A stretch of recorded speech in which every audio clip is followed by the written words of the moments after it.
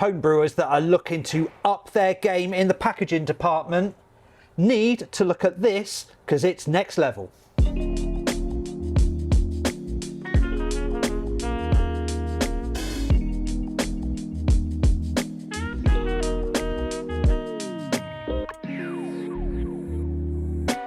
Now Rob, everybody that has watched for the first few seconds and made it to this point in the video and has seen the thumbnail will know that we're here to talk about our latest addition to our can seamer range. But before we dive into this awesome product and go through its features, tell us a little bit about canning, especially within homebrew. Right, this has been something that has been developing for a long time. It's actually quite a difficult thing to do at a price level that is within the reach of some homebrewers. But being able to can your homebrew, share it with your friends, cracking open a can is absolute next level as far as homebrewers are concerned. It's an awesome experience. It's really cool, yeah. Really cool.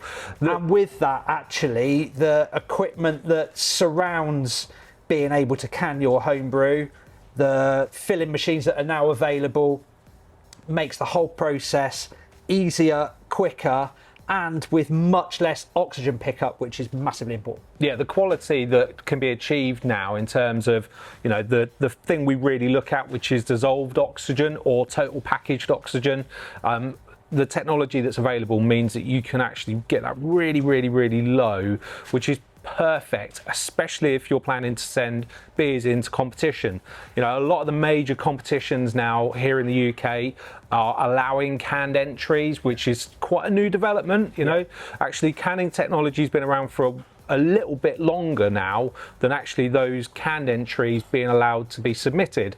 And actually we've judged some competitions and, you know, yes, there's great entries in all formats, but the canned entries seem to always be exceptional. They're up there. Yeah. So it's actually really exciting that we have pushed forward the development of can seaming with this new machine. So can seaming equipment has been around for a while now, right? And we've stocked a few different variants over the years, some that are from some of our suppliers, and then actually more recently in the last couple of years working on our own range of can seamers and working really closely with the manufacturer to kind of see what the technologies are, right? Yeah, and it just keeps on improving, and we keep on improving with it. So we've had a machine that was more manual in its process. You had to actually swing a lever to move the can up to the chuck. We've actually discontinued that one in our range now, so that the other model that we stock is the what we call the automatic can seamer. So it actually raises the can to the chuck on its own. That was a big improvement over the previous model. And the big difference on that model was that on the very first one we started stocking, the can turned and the chuck stayed still, didn't it? And that's a really important note. And where we've just previously referenced oxygen pickup, obviously if the can's spinning with the liquid inside, the oxygen pickup there is huge. We don't want that. So we want the can staying still and the chuck moving around the can exactly as they do in a professional setup. Yeah, and that model that automatically lifts the can up does have that spinning chuck, you know, and that was one of the big things for us that made it such an appealing addition to our range and why we continue to have it in our range. We continue to have it in our range and it will be stocked until something else comes out. But for the time being, it's this one. Yes. Let's just reference the differences between this one and the automatic one that we stock. The automatic one that we stock uses spacers.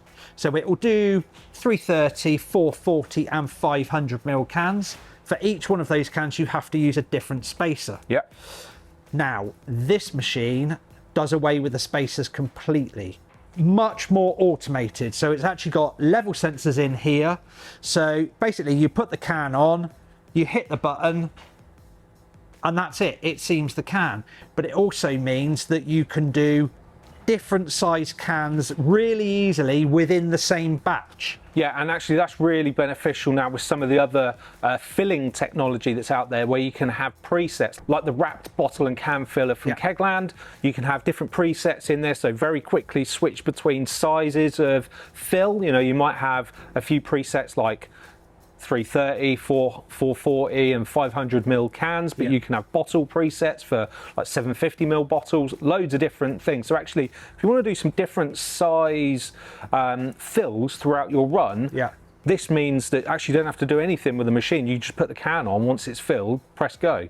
Exactly, it's as easy as that. And we have had instances where someone's come to can a batch and they've lost one of the spacers, and it's the spacers that they need.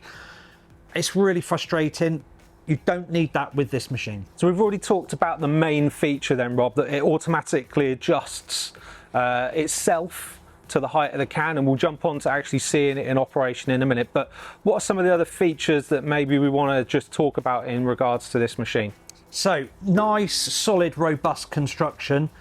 It's a weighty beast. Yeah, oh yeah. Yeah, it's a weighty beast. So actually perfect for putting on a bench next to your can fill-in solution, whichever one of those that may be. So you can actually create a really nice workflow from filling the can to seaming the can to boxing it or labelling it, maybe. Labelling it, yeah, exactly. Yeah, it's got the same really easy operating features on the front. It's literally just start and stop. There's also a counter on there. It tells you exactly how many cans you've seamed. It's got the nice blue LED lights on the inside, making it look nice. Yeah, well, a splash guard as well, so that if you do get any splashing, that's nice and protected. You can take that off quite easily to clean as well.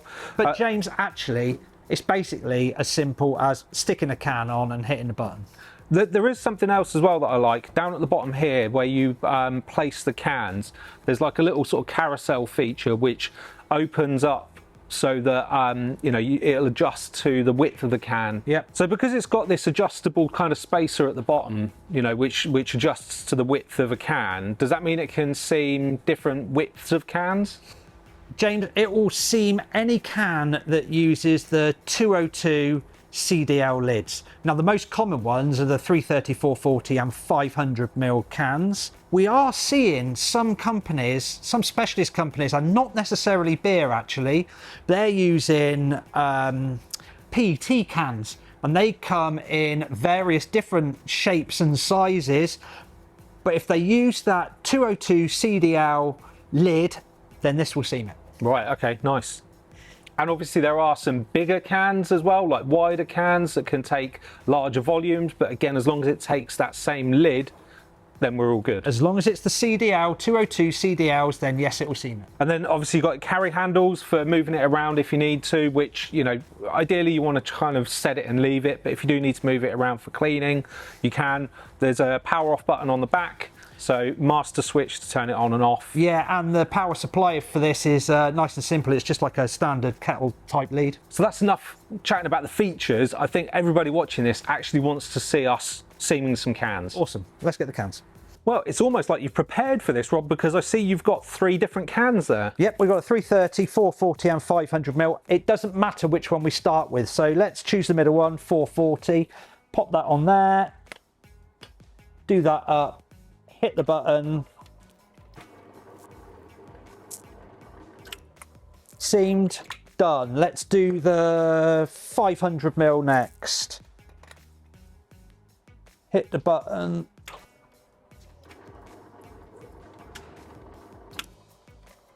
Last one, 330. Can I press the button this time? Press it away, James.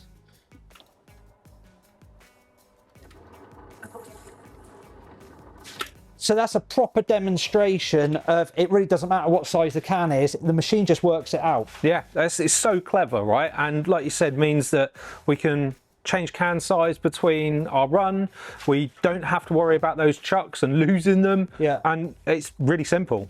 Yeah, basically it's adjusting the height itself, which just makes it far, far simpler. It's a bit mesmerising to watch as well, that little plate going up and down. Nice smooth movement. Yeah, I think that's probably the quickest demonstration we've ever done on a video because it is so simple, it's right? that easy, yeah. There's a couple of considerations we just want to touch on here. Now, first off, cleaning. What do we need to know about cleaning? Right, it's imperative that this machine is kept clean. So where the plate here moves up, if you start getting liquid involved in the mechanism here, that's absolutely fine. It's IP65 waterproof. However, what we don't want is that liquid, typically sticky beer, actually drying on the product. Yeah, and getting It's all like- sticky. Yeah. Yeah, it's like any other bit of brewing equipment. It has got to be kept clean. So between batch, at the end of every batch that you've done, it actually needs a proper clean, all inside the guard here, and this plate here. We need to make sure it's kept clean. So can I strip that down to give it a clean? No, I don't suggest that you strip it down, because if you start stripping it down, then you're looking at recalibrating again, which really shouldn't be necessary with this machine. Just wipe everything down with a nice damp cloth after every single use. Okay. And what about at the top of the machine? Because we've already said that you can take off the splash guard, right? Yeah, exactly. The splash guard comes off with just 4 screws. It's nice and easy to get off. That gives you access so that you can clean all of the chuck mechanism on the inside. Yeah, and obviously inside the splash guard as well. Exactly. Another consideration, James, is the weight of the machine and sending it out to customers. So with the packaging, and it's packaged really nicely in a nice tough box, foam all the way around it. They really are packaged nicely, but they're too heavy and too fragile to go in the courier network. So each one of these that we send out actually goes on a pallet. Right, okay. And when you're unpacking it at home, always handy to have a second person on hand to give you a little helping hand getting it out of the box. Yeah, getting out of the box. So you want to remove all of the foam, and then one person lifts the machine up while the other person removes the box. That's the easiest way to do it. And then what about usage? So, you know, there's lots of homebrewers out there that are brewing various different batch sizes that this would be perfect for, whether you just want to steam a few cans or whether you want to do a whole batch. But where else could this kind of end up and be used? Undoubtedly, and we've seen this with other seamers that we've had and have, they end up in the commercial world. Breweries love to use these because they're so quick and easy to use for test batches, pilot batches, tap rooms. Yeah. Just make it really simple, because you're not setting up a complete canning line. You're just putting a can on the base and hitting the button. That's it. Okay, but this is aimed as a product for homebrewers, right? Yeah, it's definitely marketed as a product for homebrewers. And if you're a commercial brewery that's canning thousands and thousands of cans, this really isn't the machine for you at the price point that it is. Yeah. You know, you're going to need a commercial style canning line, and this isn't going to replace that. But what it absolutely shines at is doing those smaller test batches where you just need to get some beer in some cans rather than setting up your complete canning line. Yeah, and we've seen people using these, you know, when they're trying to do little test batches to submit into, you know, various different retailers that they want to sell through, that kind of stuff. But there does come a point where actually, like you say, a commercial canning line is a really viable option, or indeed using a contract canner rather than actually working through thousands of cans on a single machine. Yeah, this is a machine that's designed for the really avid home brewer. Undoubtedly, like I say, it gets into the commercial world. There's just some limitations with it. Now, the topic of canning is vast, and actually we've covered a few different pieces over the years. I'll put some links up here to some other videos where we've done topics on canning and filling cans and seaming them. But if there's anything specific that you would like us to answer, or that you've got questions wise in relation to this machine, drop it down in the comments section. We will get back to you. We love reading what you've got there and actually having conversation with people as well. So yeah, let us know if you've got any questions. And as always, do make sure that you subscribe to the channel, you've hit the bell for notifications, and also you can follow us on all of our other social platforms. Have a great brew. Cheers.